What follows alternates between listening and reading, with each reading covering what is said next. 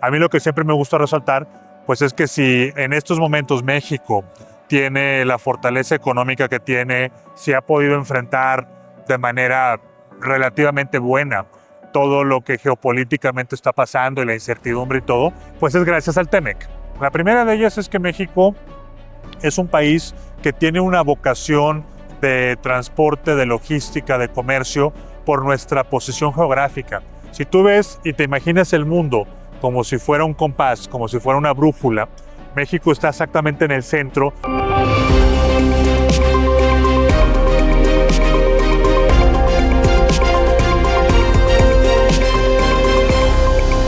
Bienvenidos a un nuevo episodio de The Logistics World Video Podcast, el espacio donde los líderes de la industria conectan con las tendencias que están transformando las cadenas de suministro a nivel global.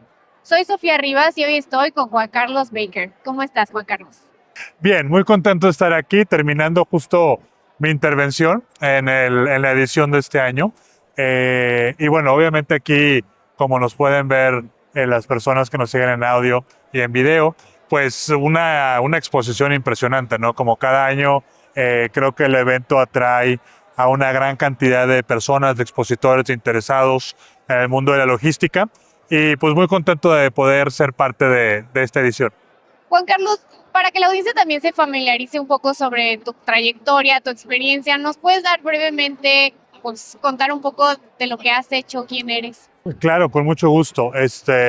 Yo en la parte primero académica, yo estudié la licenciatura en Comercio Exterior, en donde una buena parte de mi currículum de materias tenía que ver con transporte, logística, obviamente cruce aduanero. Muchos de los que nos ven seguro están involucrados en actividades que implican el cruce de mercancías en la frontera.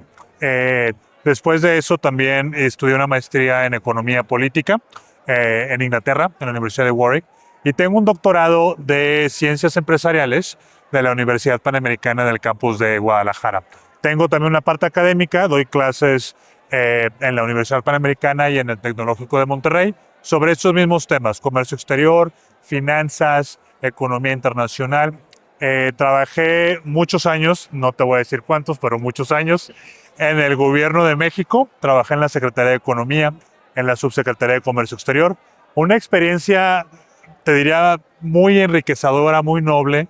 Sé que luego a veces por ahí, a veces el gobierno, trabajar en el gobierno no tiene la mejor de las reputaciones, pero yo te puedo decir que es un trabajo muy lindo, sobre todo porque es un trabajo para el país, es un trabajo que contribuye al país, pero además porque es un trabajo que te deja aprender mucho. Yo en mi caso aprendí muchísimo.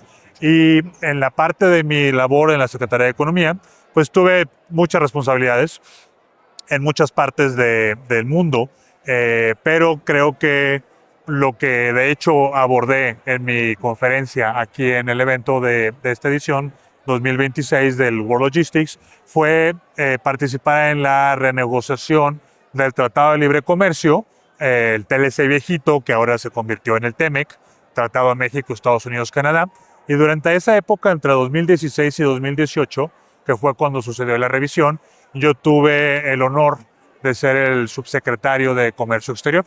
Entonces yo encabecé el equipo, éramos en mi oficina había alrededor de 400 personas que, pues bueno, se logró ese gran hito que está ahora mismo siendo sujeto de revisión. Seguro vamos a platicar de eso en un instante, pero que más allá de la parte anecdotaria, de la mecánica o del proceso o lo que sea, a mí lo que siempre me gusta resaltar, pues es que si en estos momentos México tiene la fortaleza económica que tiene, si ha podido enfrentar de manera relativamente buena todo lo que geopolíticamente está pasando y la incertidumbre y todo, pues es gracias al TEMEC. Entonces, pues bueno, a esto me he dedicado en estos años recientes.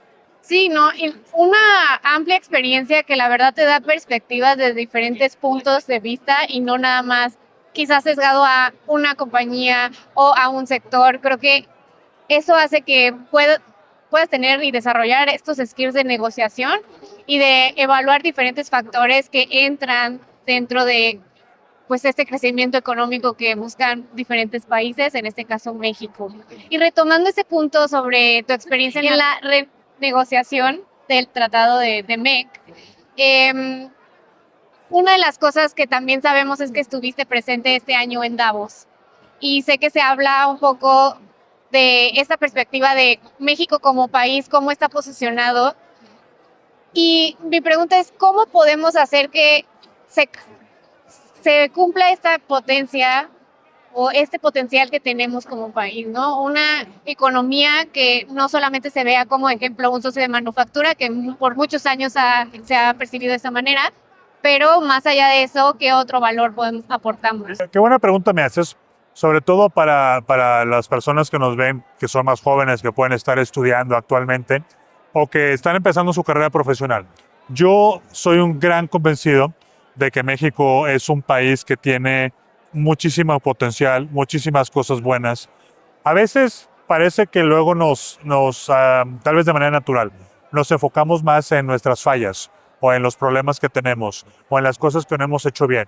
Y eso, a ver, es bueno, no quisiera yo sugerir que vamos a cerrar los ojos a la realidad. Pero cuando solamente estás viendo el problema, eso te impide ver la solución.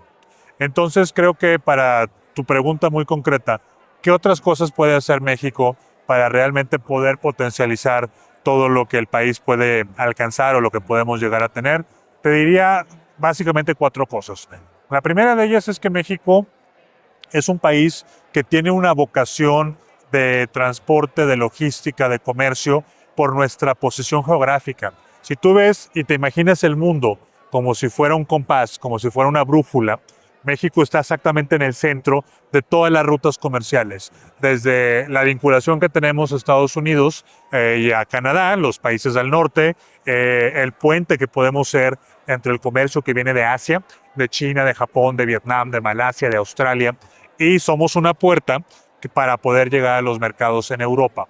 Entonces creo que esa parte ciertamente nos ha servido, pero podemos utilizar todavía mucho mejor nuestra posición geográfica. Pienso, por ejemplo, en países como Singapur o como Panamá, que sin tener el tamaño que tiene México en materia de territorio o de los recursos naturales con los que cuenta el país, pues sí han hecho de la labor logística del transporte un pilar de sus economías. Entonces yo creo que eso tenemos que pensar y desarrollarlo de manera pues mucho más agresiva, si me permite la expresión. Relacionado con eso, lo segundo que tenemos que hacer, y eso sí ha sido una falla estructural de la economía de México, es invertir más. O sea, cuando tú ves pues el estado de las carreteras, el estado de los puertos, aquellas personas que nos ven en la frontera, pues que ven cómo se tiene que cruzar la frontera en Tijuana, en Ciudad Juárez, en Mexicali, en Laredo, pues te das cuenta que ese potencial de transporte y de logística que te estoy diciendo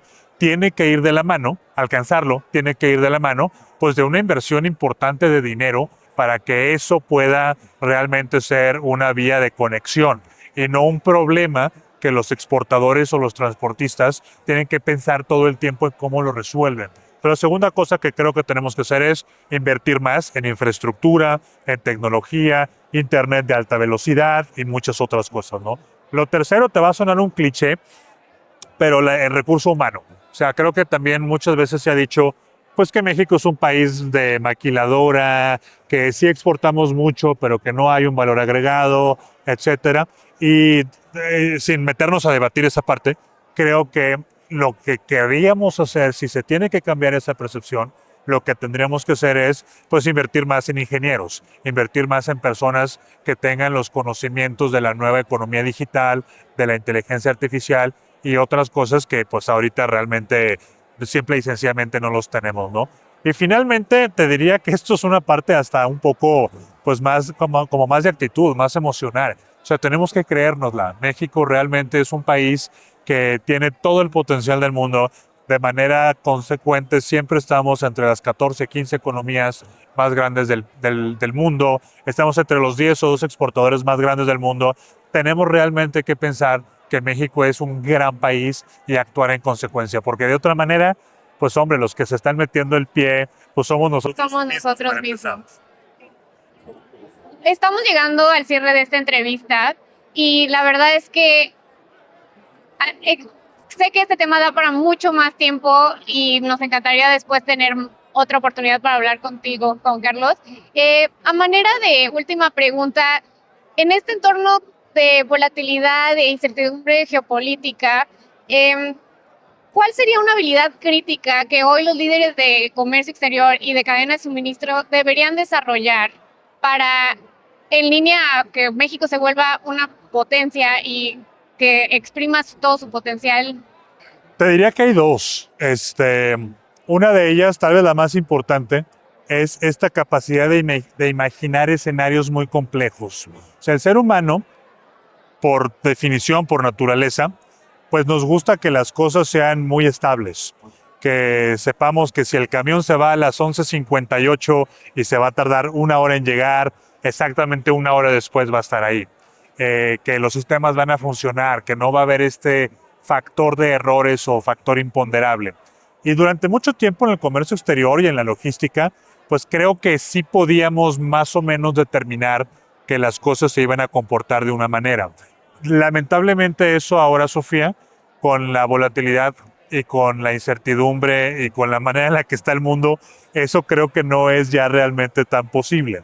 Por lo tanto, creo que los tomadores de decisiones en este sector tienen que desarrollar la habilidad de poder imaginarse escenarios en donde las cosas no salen como uno quiere, en donde, aunque tú tengas tu ruta perfectamente trazada y tu tecnología funcionando de primera línea, pues a lo mejor la frontera está cerrada o a lo mejor hay alguna otra cosa que te impide realmente hacer tu trabajo. Cuando eso sucede y las empresas no tienen planes de contingencia porque nunca se pudieron imaginar que ese escenario podía pasar, pues al final los que acaban sufriendo pues somos todos nosotros. Entonces, te diría que la primera habilidad que debería ser muy útil en general, pero para este tema en específico, es la capacidad de imaginarte escenarios en las cuales las cosas no salen como tú te lo estás pensando.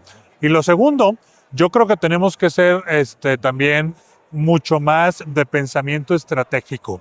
Podemos planear, te lo acabo de comentar hace un instante. Podemos también tener una serie de acciones que te resuelvan problemas contingentes. Perfecto. Pero la parte estratégica no necesariamente va de la mano con eso. Si tú le preguntas ahorita a las empresas que nos están viendo, oye, ¿qué tipo de negocio va a mover tu empresa? ¿Qué tipo de transporte va a necesitar tus servicios dentro de 5, 10, 15 o 20 años? Es muy posible que no te sepan responder qué cosa. ¿Por qué? Porque los patrones de consumo están cambiando, porque algunos productos van a salir del mercado, porque va a haber condiciones ambientales o laborales diferentes. Entonces, tenemos que ser más estratégicos. ¿Cómo nos estamos imaginando nuestros negocios, la labor de logística y de transporte, la economía en 5, 10, 15, 20 años? Y en ese momento, ¿qué es lo que tenemos que hacer nosotros trabajando hacia atrás para que nuestras organizaciones ahora mismo empiecen a prepararse para ese futuro? Entonces te diría que son esas dos: desarrollo de escenarios y la parte de poder ser muy estratégicos en la toma de decisiones. Y justamente son dos cosas que otros líderes en cadena de suministro nos han repetido constantemente, porque ya no es que tengas el tiempo de reaccionar en 1 mes, 2 meses, tienes que empezar a reaccionar en horas. Así que muchas gracias, Juan Carlos. Gracias a ustedes. Me ha encantado estar aquí. La próxima ocasión invítame de nuevo. Claro que sí. Platicamos con mucho más detalle. Afortunadamente, oportunidades y temas interesantes para hablar. Tenemos bastantes. Habrá parte 2. Quédense para otro episodio.